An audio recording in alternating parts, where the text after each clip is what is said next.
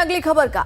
मध्य प्रदेश के नए मुख्य सचिव अनुराग जैन, जिन्हें दिल्ली से पावरफुल सीएस के तौर पर लाया गया था, वो आज बेघर हैं। उन्हें आवंटित बंगला अभी भी विधायक रमाकांत भार्गव के कब्जे में है, जिसके कारण उन्हें पिछले 6 महीनों से अटल बिहारी संस्थान के रेस्ट हाउस में रहना पड़ रहा है। आखिर ऐसा क्यों और किस लिए हो रहा है, देखिए इस रिपोर्ट में।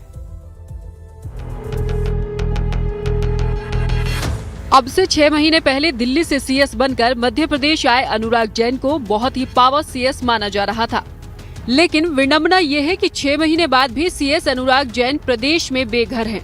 दरअसल 1989 बैच के आईएएस अधिकारी अनुराग जैन को 6 महीने पहले मध्य प्रदेश के 35वें मुख्य सचिव के तौर पर नियुक्त किया गया था। सरकार ने उन्हें 4 इमली में B4 बंगला आवंटित किया था, लेकिन ये बंगला पहले से ही विधायक रमाकांत भार्गव के कब्जे में है।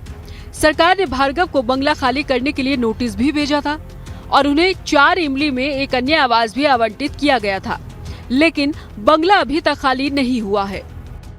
दिल्ली से भेजे गए पावरफुल सीएस अनुराग जैन को 6 महीने हो गए हैं, लेकिन मध्य प्रदेश सरकार द्वारा जिनको V4 का जो बंगला अलाट किया गया, उसमें मध्य प्रदेश के पूर्व मुख्यमंत्री और वर्तमान में केंद्रीय कृषि मंत्री शिवराज सिंह चौहान के बाल सखा रमाकांत भार्गव, जो बुधनी से विधायक है, वो निवास है और इसी बंगले में वो रहते हैं। लेकिन 6 महीने से अधिक हो गया है, इस बंगले को उन्होंने खाली नहीं कहा।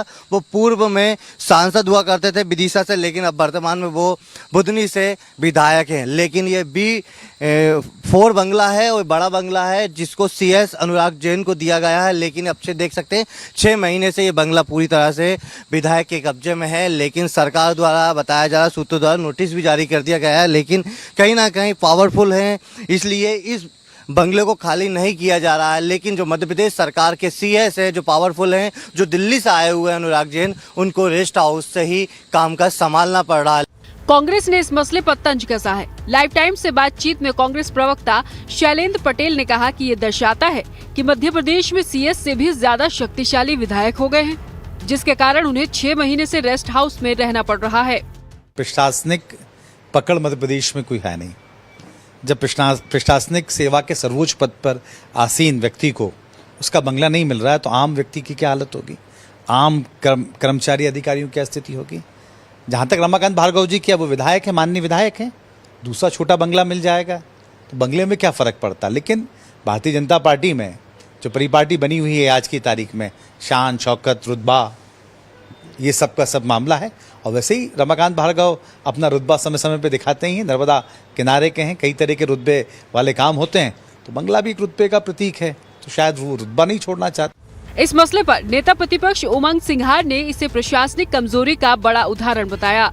उन्होंने कहा कि मुख्यमंत्री को इस मसले पर गंभीरता से ध्यान देना चाहिए। अब आप समझ सकते हो कि प्रदेश के अगर मुख्य सचिव को अगर रेस्ट हाउस में रहना पड़े और बीजेपी के अगर विधायक इस प्रकार से कब्जा रखे, तो आप समझ सकते हो कि प्रशासन की क्या लचर स्थिति है, कितना कमजोर हो गए प्रशासनिक अधिकारी। तो इससे बड़ा उदाहरण प्रदेश में नहीं हो सकता। तो मैं समझता हूं कि मुख्यमंत्री जी को इसमें गंभीरता से संज्ञान लेना चाहिए। लाइफ टाइम्स ने पड़ताल की तो ये मालूम चला कि कई अन्य बीजेपी नेता भी बिना पात्रता के सरकारी बंगलों पर कब्जा जमाए हुए हैं। इनमें अरविंद भदौरिया, रामपाल सिंह, गोपाल भार्गव, भूपेंद्र सिंह और प्रज्ञा सिंह ठाकुर शामिल हैं। हालांकि मध्य प्रदेश सरकार की मंत्री तुलसी सिलावट ने इन आरोपों को बेबुनियाद बताया है।